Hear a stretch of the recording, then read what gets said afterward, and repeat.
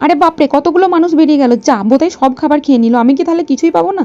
বাবা, খেতে বসলে তো হবে না, বি কনফিডেন্স, নিজের মধ্যে কনফিডেন্ট রাখতে হবে, মুখের মধ্যে হাসি রাখতে হবে, যাতে আমাকে দেখে কেউ না বুঝতে পারে আমি বিনা নেমন্তন্নে খেতে এসেছি।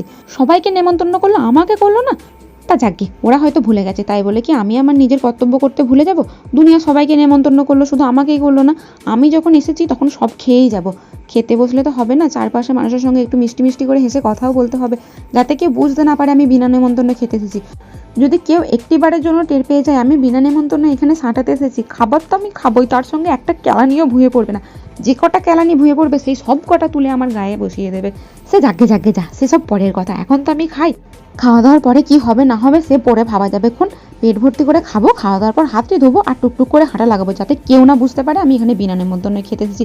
হাই যা, যেটার ভয় খাচ্ছিলাম সেটাই হয়ে গেছে, সর্বনাশ করে ফেলেছে, পিছন থেকে আমায় কে ডাক দিয়ে ফেলেছে, জানি না এবার কি হবে, হে ভগবান।